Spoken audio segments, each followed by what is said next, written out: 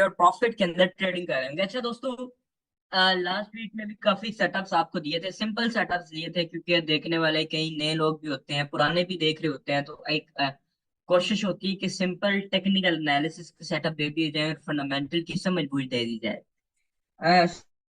मैं सो गया था, लेकिन उठा और याद आई कि एनालिसिस वीडियो जो है वो संडे को अपलोड करनी है, ना कि मंडे को, ताकि लोग आराम सुकून से संडे को फ्री होकर देख सकें, और जिन दोस्तों के पास मंडे को टाइम हो वो मंडे को देखें। लेकिन मोस्टली ये होता है कि मूव ऑलरेडी हो चुका होता है।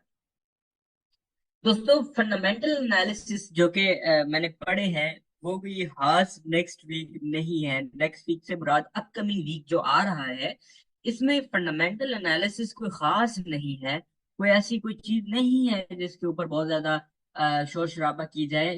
हाँ, डिजास्टर वार की न्यूज़ जरूर हैं, जो कि गौसी बागियों के ऊपर हमला हुआ है यूएस और यूनाइटेड किंगडम की तरफ से, यूके और यूएस की तरफ से यमन के जो बागी हैं इनके ऊपर हमला किया गया। और उससे पहले यमनी बागियों ने भी अमेरिका की कुछ शिप्स या इन चीजों के ऊपर हमला किया।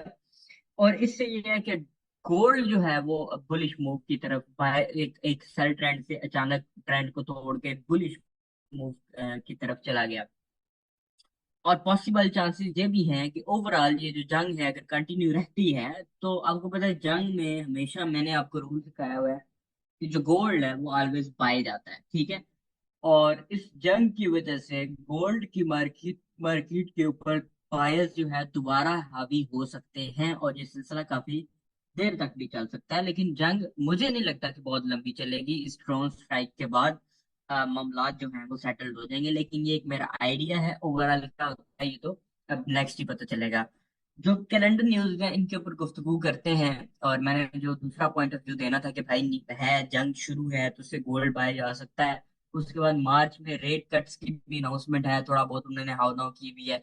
उस वजह से भी थोड़ा फेयर है, जिस वजह से डॉलर के अंदर जो बेयर है वो इतना स्ट्रॉन्ग नहीं हो पा रहा, सॉरी गोल्ड के अंदर।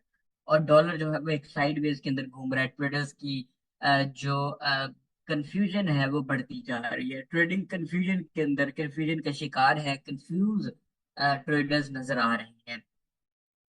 कैसे न्यूज कंफ्यूज नजर आ रहे हैं ये टेक्निकल एनालिसिस से मैं आपको प्रूफ करूंगा। और लेकिन ये है कि फिलहाल कैलेंडर की जो पूरे वीक की न्यूज हैं उनको उनके ऊपर थोड़ी सी नजरसानी करते हैं। 15 तारीख को मंडे है। मंडे को, बल्कि आज मंडे हो गया जब मैं ये वीडियो रिकॉर्ड कर रहा हूँ, सॉरी संडे हो गया है, कल मंडे है 15 तारीख को। मुझे शायद नींद मेरे दिमाग पे सवार हो चुकी है। मंडे वाले दिन कोई बड़ी एनालिसिस नहीं है, कोई बड़ी न्यूज नहीं है, कुछ भी नहीं है, बल्कि डॉलर की बैंक हॉलीडे है। अब इस बैंक हॉलीडे की वजह से मार्केट के ऊपर जो साइड वे ट्रेंड ऑलरेडी चल रहे हैं, एक तो नुकसान होगा गोल्ड के बायर्स को, काफी नुकसान हो सकता है। क्यों? गोल्ड एक ट्रेंड लाइन के ब्रेकआउट और रीटेस्ट के ऊपर खड़ा है, और अगर यूएस की मार्केट बंद रहती है तो हमें प्रॉपर रीटेस्ट नहीं मिल सकता। ऑलरेडी रीटेस्ट हो चुका है, लेकिन वो फ्राइडे को हुआ है, फ्राइडे के रीटेस्ट को वैलिड नहीं माना जा सकता बाइंग के लिए। हाँ, हम रिस्क ले सकते हैं सिर्फ इस न्यूज के ऊपर कि जंग स्टार्ट हो सकती है या होने वाली है या वॉट, रिस्क लिया जा सकता है, तो ये नुकसान देगा टेक्निकल एनालिसिस को। ऑन अदर हैंड जो डिक्सी है, डीएक्सवाई का पेयर है, डॉलर इंडेक्स है, वो ऑलरेडी साइड वे ट्रेंड के अंदर है। अगर गलत नहीं होगा अगर मैं कहूंगा कि जीबीपी यूएसडी और यूएसडी भी साइड वे ट्रेंड के अंदर है। और जीबीपी जेपीवाई के ऑलरेडी जो लास्ट वीक वाले एनालिसिस थे उनके साथ मैं डी1 के एनालिसिस के साथ रहूंगा। जो H1 H4 के एनालिसिस थे वो ऑलरेडी मार्केट ने ब्रेकआउट किया, बाय भी गई, पहले सेल भी गई, तो दोनों तरफ मार्केट ने हमें एंट्री दी। उसके बाद बच्चों, ट्यूसडे को क्लाइमेट काउंट चेंज है, which is a slightly positive news for pound. Pound के लिए एक पॉजिटिव न्यूज है, और पाउंड का सेटअप भी जीबीपी यूएसडी के अंदर एक बुलिश सेटअप भी बनता हुआ नजर आ रहा है। और उसके अलावा बहुत बड़ी भी बुलिश न्यूज नहीं है, लेकिन एक बुलिश सेक्टर है, बुलिश इसको देखता हूँ मैं, डाटा भी बुलिश आप देख सकते हैं। उसके बाद ट्यूसडे को सीपीआई की गालिबन मंथली रिपोर्ट है कैनेडियन डॉलर की, ठीक है। मंथली रिपोर्ट में 0.1% से सीपीआई ड्रॉप हो रही है, -0.3 जो कि ओवरऑल इकोनॉमी के लिए बेहतर है, लेकिन करेंसी के लिए ये चीज बेहतर साबित नहीं होने वाली। ये मैं आपको बताता चलूं, करेंसी के लिए जो करेंसी पेयर्स हैं उनके लिए ये चीज बेहतर साबित नहीं होने वाली। जिस कैनेडियन डॉलर है, जो लोग कैनेडियन डॉलर को ट्रेड करते हैं या सेशन ट्रेडिंग करते हैं, या जिस तरह के यूएसडी कैड कैड भाई काफी पेयर्स हैं, ये कैनेडियन डॉलर के लिए अच्छी न्यूज नहीं है। कैनेडियन डॉलर इस न्यूज की वजह से बीच में जा सकता है। और सीपीआई बहुत ही भी इंपॉर्टेंट न्यूज है, बड़ा एक स्पाइक देके जाती है मार्केट के अंदर। उसके बाद फिर यूएसडी की हफ्ते की पहली news, empire state manufacturing index, जो कि empire state manufacturing index basically ना इसका डाटा हम पॉजिटिव कह सकते हैं ना नेगेटिव कह सकते हैं। ये कह सकते हैं कि ये डाटा कम माइनस में से ज्यादा माइनस से कम माइनस में आएगा, लेकिन आएगा माइनस में। तो मैं इसको पॉजिटिव तो बिल्कुल भी नहीं कह सकता, या इस डाटा के ऊपर मैं ये नहीं कह सकता कि मार्केट पॉजिटिव जाएगी। और नेगेटिव मार्केट यानी एक ऐसा लगता है कि मार्केट का जो रिएक्शन रहेगा वो एक न्यूट्रल रिएक्शन जो है मार्केट का देखने को मिलेगा।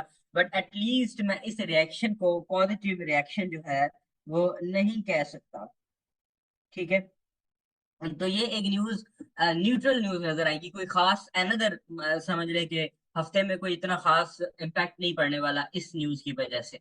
आगे बढ़ते हैं तो बैंक ऑफ इंग्लैंड के गवर्नर बेली स्पीक्स है, ये भी खास इतना बड़ा इम्पैक्ट नहीं पड़ना। बट जीबीपी पेयर जो है मुझे लगता है कि ट्रेडिंग के लिए बेहतर रहेगा इस हफ्ते में, इंट्राडे ट्रेडर्स के लिए बेहतर रहेगा। और लॉन्ग टर्म के लिए तो खास पोजीशन वाजिया नहीं हो रही है। गोल्ड को अगर बाय करते हैं तो ऑलरेडी 2050 के ऊपर गोल्ड ट्रेड हो रहा है। 2070 तक इस वीक में चांसेस है कि 2070-80 इस वीक में ही कर जाएगा। तो यहाँ पे अगर बाइंग करते हैं तो अब असल में जो गोल्ड की लॉन्ग टर्म पोजीशन होती है शो होगी, वो मुझे लगता है कि मार्च के बाद ही होगी। लेकिन खैर उससे पहले भी हो सकती है, ये तो हमारा एक आइडिया है। इंट्राडे ट्रेडिंग तो हम साथ साथ करते जाएंगे इंशाल्लाह ताला। अच्छा, ये स्पीक्स है, इसके अंदर वो अपना कोई पॉलिसी दे सकते हैं, कुछ भी दे सकते हैं। इससे इसका जो इम्पैक्ट होगा वो सडन इम्पैक्ट होगा। उसके बाद जनवरी 17 को, और ये महीना मेरी बर्थडे का महीना भी है, अल्लाह करे कोई ऐसी अच्छी इंटरेस्ट मिले जो आप लोगों को प्रॉफिट करवा सके और मुझे खुशी हो।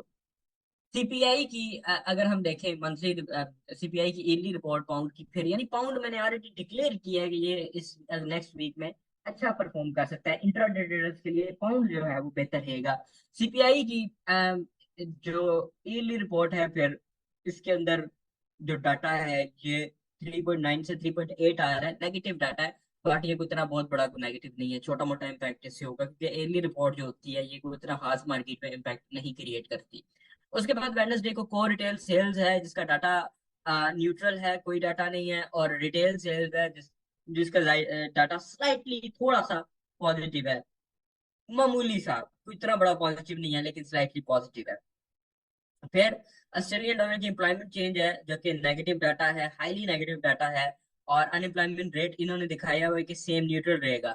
अब यहाँ पे बात देखने वाली ये है कि ऑस्ट्रेलियन डॉलर की अगर एम्प्लॉयमेंट के अंदर 61 पॉइंट से 15 के रह जाती है तो ये डाटा चेंज क्यों नहीं होगा, ये 4.0 क्यों नहीं हो सकता। तो अनएम्प्लॉयमेंट रेट भी बढ़ेगा, और अगर एम्प्लॉयमेंट चेंज के अंदर इतनी बड़ी तादाद में कमी आती है तो अनएम्प्लॉयमेंट रेट भी बढ़ेगा। और ये एक नेगेटिव न्यूज है जो कि ऑस्ट्रेलियन डॉलर के लिए थर्सडे को आएगी। थर्सडे को एक और important news, unemployment claims. Last time तो जो डाटा आया था उसके अगेंस्ट गई, लेकिन पॉसिबल ये है कि जो इस बार डाटा दिया जा रहा है इसके हक में आए। तो अनएम्प्लॉयमेंट क्लेम्स में 202 से 204 के स्लाइटली आप कह लो, क्योंकि ये जो डाटा दिया होता है इससे ज्यादा या इससे का बहुत कम ही आता है। तो अगर डाटा जिस अकॉर्डिंग डाटा अगर बात की जाए तो डाटा के अकॉर्डिंग डॉलर को वीक होना चाहिए। इस न्यूज के ऊपर एक बड़ी न्यूज है, हफ्ते में एक ही इसी न्यूज को मैं बड़ी कंसीडर करूंगा, इसके अलावा कुछ भी नहीं है। उसके अलावा फिर जीबीपी की रिटेल सेल्स, ऐसा ही टोल यू कि जीबीपी जो है वो इंट्राडे ट्रेडर्स के लिए बेहतर पेयर रहेगा। कहीं ना कहीं उसने जीबीपी ने आपको एंट्री देनी है। और रिटेल सेल्स में जो डाटा है वो इंतहाई नेगेटिव डाटा, माइनस में डाटा, यानी फ्राइडे वाले दिन जो पाउंड है वो गिर सकता है इस न्यूज के ऊपर। इस न्यूज का खास तौर पे इफेक्ट जो आ सकता है वो सेल में आ सकता है। फिर प्रीलाइन यूओएम कंज्यूमर सेंटीमेंट, स्टिल ये जो डाटा है ये स्लाइटली नेगेटिव है। तो दो तीन न्यूज़ हैं वो नेगेटिव है, एक पॉजिटिव है। तो बहुत बड़ी न्यूज नहीं है, लेकिन एक जो इम्पोर्टेंट न्यूज थी पूरे हफ्ते में उसका भी डाटा जो यूएसडी का हमारे पास अवेलेबल है वो भी नेगेटिव है। तो ये सारा हाल अहवाल है, यानी नथिंग स्पेशल, नॉर्मल रूटीन पे इंट्राडे ट्रेडर्स के लिए जो है वो होगा। और इम्पोर्टेंट जो इवेंट इस वक्त हो रहा है वो ये है, और इसमें Iran, America, UK already involve है, तो दो बड़ी सुपर पावर्स दुनिया की इन्वॉल्व है। और जो हौसी बागी हैं, ये बेसिकली फलस्तीन के हक में इन्होंने हमले किए हैं और बयानबाजी भी जारी है। और उसके जवाब में जो अमेरिका है उसने भी ड्रोन अटैक किए हैं हौसी बागियों के ऊपर। और याद रहे कि ये जो यमन के हौसी बागी हैं, इनके अगेंस्ट सऊदी अरेबिया, जो सऊदीया है, ऑलरेडी जंग लड़ रहा है यमन के लोगों के खिलाफ। तो इसके इसके अंदर जनाब आप समझ लें कि यूएस यूके भी उनके सामने आ चुकी है। तो वो बहुत बड़ा स्ट्रॉन्ग मुल्क नहीं है यमन। यमन में ऑलरेडी खाना जंगी स्टार्ट है, सिविल वार स्टार्ट है। और सऊदीया के हमलों की वजह से ऑलरेडी यमन जो है वो तबाह हाल है। तो समझ लें कि जिस तरह का हमास एक ग्रुप है, इसी तरह का हौसी बागी भी ग्रुप है, थोड़े बड़े साइज का। हाँ, वो अपनी जमीन के अंदर मौजूद है और अभी तक उनकी जमीन पे किसी ने कब्जा नहीं किया, लेकिन हमले उनकी जमीन पे जारी हैं। तो ये जंग अगर तवील गुजरती है, या जंग नहीं, कम अज कम बयानबाजी बड़ी तवील गुजरती है कि ईरान भी, अमेरिका भी, और ये कोई एक अच्छी और तबाह होती है, तो गोल्ड के लिए मजीद बुलिश मूव हो सकता है। तो बेयर्स का भी फिलहाल ना सोचें जो हालात चल रहे हैं। टेक्निकल एनालिसिस की बात की जाए तो सबसे पहले मैं डिक्सी की बात करूंगा। डिक्सी का पेयर, जब हम फंसते हैं ना, मार्केट स्लो होती है, तो डिक्सी को ही ओपन करते हैं। तो DXY यानी डॉलर इंडेक्स एक साइडवेज ट्रेंड के अंदर घूम रहा है, एक कंप्लीट साइडवेज ट्रेंड के अंदर घूम रहा है। अब कंप्लीट साइडवेज ट्रेंड अच्छी चीज है कि कहीं ना कहीं ये हमें सेटअप जरूर दे देगा, कहीं ना कहीं इसने बाइंग सेलिंग हमें जरूर दे देनी है। क्योंकि अभी तो जो न्यूज आ रही हैं, वो तो न्यूज़ तो एक डायरेक्शन बताती है, जैसे सेल जाएगा, अनएम्प्लॉयमेंट क्लेम्स बता रही है, लेकिन जो एंट्री पॉइंट है वो टेक्निकल एनालिसिस ने ही देनी है। तो साइडवे ट्रेंड में या एक स्ट्रक्चर के अंदर जाना मार्केट का बड़ा अच्छी चीज है। अगर फर्ज करें ये ऊपर की तरफ ब्रेकआउट करता है तो बाकी पेयर गोल्ड समेत सेल जा सकते हैं। डाउनवर्ड ब्रेकआउट करता है तो गोल्ड समेत सारे पेयर बाय जा सकते हैं। न्यूज़ के अकॉर्डिंग इसको नीचे की तरफ ब्रेकआउट करना चाहिए। ये एक आइडिया है मेरा कि नीचे की तरफ ब्रेकआउट करना चाहिए। ब्रेकआउट होगा ये हम तस्वुर कर सकते हैं, क्योंकि मेरा और ओवरऑल ट्रेडिंग का ये रूल है कि ट्रेड व्हाट यू सी। ठीक है, वो ट्रेड नहीं करो जो आप सोच रहे हो, जो दिख रहा है। तो दिख रहा है कि मार्केट साइड में ट्रेंड के अंदर है। अगर अपवर्ड ब्रेक करेगी तो दूसरे पेयर सेल जाएंगे, नीचे ब्रेक करेगी तो दूसरे पेयर से पाए जाएंगे, GBP USD वगैरह वाले, यूरो USD वाले, गोल्ड वगैरह। हाँ, जो USD कैड है, USD JPY है, वो इसी डिक्सी के साथ चलेंगे। ये ऊपर गया वो भी ऊपर, ये नीचे गया ये भी। अब इसके अंदर ये तो बड़ी सिंपल चीज है जो मुझे लग रहा है। मैं अपनी फीलिंग की बात करूं, टेक्निकल एनालिसिस जो चार्ट पे अवेलेबल है वो आपके सामने है। पॉसिबल चांसेस है मेरे अकॉर्डिंग नीचे ब्रेकआउट होगा, बट ऊपर भी हो सकता है। लेकिन मैं एक आइडिया दे रहा हूँ, एक माइंड आपको बना रहा हूँ, जो न्यूज़ मैंने पढ़ी है, जो एनालिसिस मैंने पढ़ी है, जो खबरें मैंने पढ़ी है उसके अकॉर्डिंग। लेकिन मुझे ऐसा फील हो रहा है, मुझे ऐसा लग रहा है मार्केट की कंडीशन और मार्केट की इन विक्स को देख के, जो मार्केट ने विक्स बनाई हुई है, कि अगर इसका जो ब्रेकआउट होगा वो फेक आउट भी हो सकता है। लाइक मार्केट जो फर्स्ट ब्रेकआउट दे, पॉसिबल चांसेस हैं कि वो फेक ब्रेकआउट भी हो सकता है। तो अगर आप इसके अंदर एंट्री लेने का सोच रहे हैं, या इससे रिलेटेड किसी भी पेयर में एंट्री लेने का सोच रहे हैं ब्रेकआउट के ऊपर, तो थोड़ा सा ध्यान से, क्योंकि मुझे जो है वो ये विक्स की वजह से जो फीलिंग आ रही है, या मेरा तजर्बा ये कहता है कि डिक्सी के अंदर फेक ब्रेकआउट हुआ तो यूरो USD GBP USD इसके साथ मिलता जुलता स्ट्रक्चर होता है, थोड़ा बहुत ऊपर नीचे होगा, मिलता जुलता स्ट्रक्चर होता है।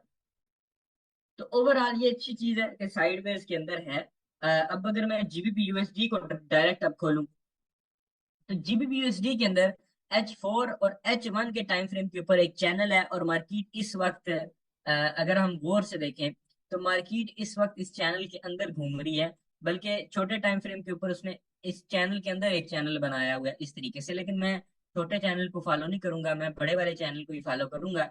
अब GBP USD, अगर जो न्यूज़ हैं वो पॉजिटिव आती हैं, तो GBP USD का यहाँ पे इस जगह पे स्ट्रॉन्ग एविडेंस देख के एक बाय की ट्रेड ली जा सकती है इस जगह तक। ठीक है, जो लास्ट हाई था इस जगह तक हम एक बाय की ट्रेड ले सकते हैं, एक इंट्राडे ट्रेड ले सकते हैं, या इससे ऊपर भी ये जा सकता है। तो हम ट्रेलिंग स्टॉप का इस्तेमाल करते हुए थोड़ा ऊपर भी रिस्क जो है वो ले सकेंगे। तो यहाँ पे मुझे ऐसा फील हो रहा है कि जो ओवरऑल मार्केट के हालात है, न्यूज़ हैं, पाउंड की न्यूज़ हैं, तो पाउंड ट्रेडिंग के लिए अच्छा पेयर रहेगा। पहला मूव जो दे सकता है इंट्राडे का, वो बाय का मूव दे सकता है, और उसके बाद पॉसिबल चांसेस हैं कि पाउंड जो है वो इन लेवल्स का ब्रेकआउट भी दे दे। तो इसके अंदर ट्रेड करने के अंदर अगर मार्केट यहाँ पे एविडेंस देती है तो आपको बाय की ट्रेड मिल सकती है। लेकिन अगर मार्केट ब्रेकआउट करती है, जो कि लग नहीं रहा, लेकिन मैं बात करूंगा कि मार्केट में हो सकता है, तो फिर हम सेल की ट्रेड लेंगे।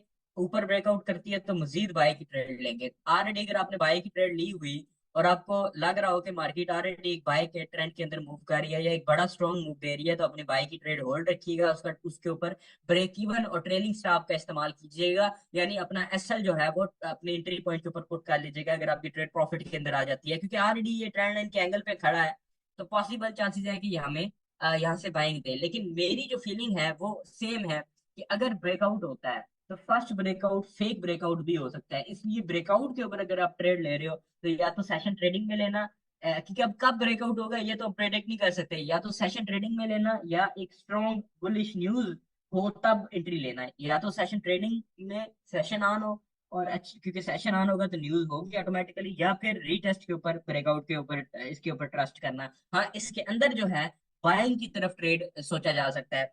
इसी तरीके से यूरो ये सेटअप लगा लें इंशाल्लाह ताला, और छोटी लॉट के साथ इंट्राडे के ऊपर प्रैक्टिस जारी रखें। यूरो यूएसडी के साथ भी मिलता जुलता सेटअप है, लेकिन यूरो यूएसडी को खासी न्यूज नहीं है, ऐसा फील नहीं हो रहा, और ट्रेंड लाइन का एंगल भी कोई इस तरह का नहीं बता रहा, और यूरो यूएसडी को तो देख के कंफर्म ऐसा लगता है कि यार ये तो फेक ब्रेकआउट लाजमी करेगा, ऐसा फील होता है। तो यूरो यूएसडी के अंदर मैं थोड़ा सा आपको ब्रेकआउट्स के ऊपर ही मतवजा करूंगा कि अगर ब्रेकआउट होते हैं जो कि पॉसिबल चांसेस है कि अपवर्ड हो, तो इसको प्रेफर कीजिएगा आफ्टर ब्रेकआउट, उससे पहले इसको प्रेफर मत कीजिएगा। गोल्ड की बात की जाए तो गोल्ड में ऑलरेडी गोल्ड इसको ये जो ट्रेंड चल रहा था H4 के ऊपर और H1 के ऊपर, lower high lower low lower high lower low lower high lower low and breakout, ये ट्रेंड एक किस्म का लोअर हाई को मार्केट ब्रेक कर चुकी है। ये जो एरिया था विक्स वाला, इस पे इस एरिया से मार्केट ऑलमोस्ट रिजेक्शन पकड़ रही है, और यहाँ से रिजेक्ट होके मार्केट वापस आन गिरी है। अब यहाँ पे एक मसला है कि मैं यहाँ पे बाइंग करने से डर भी रहा हूँ। उसका रीजन क्या है कि मंडे को यूएस मार्केट जो है वो क्लोज है, जो कि नहीं होनी चाहिए थी, क्योंकि ये जो ब्रेकआउट हुआ है ये हुआ है फ्राइडे का ब्रेकआउट, और रीटेस्ट भी फ्राइडे का है, तो हमें मंडे का रीटेस्ट चाहिए, उसके बाद एक बाइंग ऑप्शन के तौर पे इसको ट्रेड किया जा सकता है। अभी जो मैं देख रहा हूँ, अगर आपको रीटेस्ट पे एंट्री नहीं मिलती तो आपको इस लेवल के ब्रेकआउट के ऊपर एंट्री बाय की, एक शॉर्ट टर्म बाय की इंट्राडे की एंट्री देखनी पड़ेगी। और ऐसा लग रहा है कि क्योंकि अभी जो गोल्ड ट्रेड हो रहा है 2050 पे अप्रोक्सीमेटली हो रहा है, नेक्स्ट वीक 2070 और 80, क्योंकि अगर आप देखें तो गोल्ड इधर से गिरा था 2087 से और यहाँ तक गया 2015 तक, तो ऐसा फील हो रहा है कि दोबारा गोल्ड 2070 2080 को टच कर सकता है जो अपकमिंग वीक है, क्योंकि जो एनालिसिस है ब्रेकआउट भी हो चुका है, रीटेस्ट भी हो चुका है, लेकिन एंट्री के लिए ये रीटेस्ट करामद नहीं रहेगा, वेट करना पड़ेगा। अगर तो मंडे को अच्छा रीटेस्ट मिल जाता है जो कि एक्सपेक्टेड नहीं है, तो यहाँ से एंट्री ली जा सकती है, नहीं तो फिर मे बी ये रीटेस्ट आपको ट्यूसडे को मिले और मे बी ना भी मिले। अगर नहीं मिलता मार्केट बाय में चली जाती है, तो फिर मुझे लगता है कि इस वाली ये जो आ रहा है, ये जो मूव है, इस मूव के बाद ही आपको रिस्क लेना चाहिए, 2060-65 के बाद ही इसके ब्रेकआउट के ऊपर ही आपको एक शॉर्ट टर्म ट्रेड लेनी चाहिए 2080 तक की, यानी 265-66 को मार्केट अगर ब्रेक करती है तो एक शॉर्ट टर्म बाय की 2080 तक ट्रेड ले सकते हैं। सेलिंग की अगर देखा जाए तो सेलिंग का को खास सिलसिला शुरू नहीं हो सकता। जो मैंने लॉन्ग टर्म एनालिसिस दिए थे, उन लॉन्ग टर्म एनालिसिस के अकॉर्डिंग जो मैं देख रहा था, मार्केट मेरे नजरिए के अकॉर्डिंग हायर लो हाई नहीं बना, लेकिन कम से कम इस बॉडी को मार्केट ने तोड़ा। अब लॉन्ग टर्म एनालिसिस के अकॉर्डिंग मार्केट अगर इस लेवल को ब्रेक करती है तो ही हम नेक्स्ट जो है वो कहेंगे कि ट्रेंड रिवर्स हो सकता है, लेकिन मार्केट एग्जैक्ट इसी लेवल से बाय जाना शुरू हो गई है। तो अब हमें अभी तक का जो अच्छा है वो 2080 का है, लेकिन अगर जंग कंटिन्यू रहती है और अगला वीक भी पॉजिटिव रहता है गोल्ड के हक में, तो मे भी ये मार्केट इससे भी ऊपर की तरफ मूव करे। याद रहे जो ट्रेंड है, लास्ट टाइम भी मैंने इसको बड़ा क्लियर डिस्कस किया था, लास्ट टाइम वाले एनालिसिस देखें, क्योंकि मैंने इस बार तो मैं डायरेक्ट इंट्राडे पे लेके गया हूँ, इसलिए लेके गया हूँ क्योंकि लास्ट वीक मैंने long term analysis already GBP JPY के किए हुए हैं और गोल्ड के किए हुए हैं, ऑलरेडी किए हुए हैं। मुझे मतलब बार बार उसको रिपीट नहीं करना चाहिए, बंदे बोर होते हैं, वीडियो लंबी होती है फजूल में। उस बार इसको एक बार वीडियो को देख लीजिएगा, लास्ट टाइम वाली भी, उसमें मैंने पूरी डिटेल में बल्कि ये मूव भी डिस्कस किया है कि ये यहाँ तक सेल की ट्रेड मैंने दी भी थी एक आपको, और ये भी कहा था कि ट्रेंड लाइन ब्रेक हुई तो बाय भी करना, काफी लोगों ने किया भी है, सेल भी किया है। लेकिन लॉन्ग टर्म ट्रेड के लिए मैंने कहा था कि ये वाला लेवल बड़ा इंपॉर्टेंट है, क्योंकि और अच्छा हो भी सकता है कि मार्केट में ये लेवल लोअर हाई के तौर पे भी एक्ट करे, इस तरह लोअर हाई और फिर लोअर लो। और हमें लोअर लो चाहिए, हमें एक ब्रेकआउट चाहिए जो कि तकरीबन बन रहा है 2017 या 2010 या 2005 के ऊपर। ये ब्रेकआउट होगा तो ही ट्रेंड, जो बाय में ट्रेंड चल रहा है, D1 के बाय में चल रहा है, वो इस तरीके से कन्वर्ट हो पाएगा, जो कि अभी फिलहाल चांसेस नहीं लग रहे। अभी फिलहाल जब तक इस लेवल का ब्रेकआउट नहीं होता, आप इसको तस्वीर भी नहीं कर सकते। तो अभी बाइंग की पोजीशन में देखें, जंग भरे माहौल के अंदर, और टेक्निकल एनालिसिस को प्रॉपर फॉलो करें। टेक्निकल एनालिसिस में बात का एसल हंटिंग जरूर होती है, लेकिन वो जरूरी नहीं है कि वो फेल ही हो। ठीक है, एसल हंटिंग जरूर हो सकती है। तो कितने के एनालिसिस फेल हो जाते हैं बंदे के, 10 एनालिसिस में आप एक आइडिया लगाएं तो 2 या 3 फेल हुए होंगे। तो मैं भी आपकी तरह एनालिसिस दे रहा होता हूँ, लास्ट वीक भी मार्केट ने जैसा ऐसा एनालिसिस दिए, क्योंकि मैं जब एनालिसिस दे रहा होता हूँ तो मैं अपनी राय कायम नहीं करता, मैं कहता हूँ यार मार्केट ये कह रही है, फिर अपना तजदिया देता हूँ कि यार ब्रेकआउट होगा, फेक ब्रेकआउट होगा, या ये होगा। तो लॉन्ग टर्म तो मैं ट्रेड सजेस्ट नहीं करूंगा, शॉर्ट टर्म में मैं आपको बाइंग सजेस्ट करूंगा, वो भी मैंने जो आपको कंडीशंस बताई हैं उनके ऊपर। तो दुआ में याद रखिएगा, अगले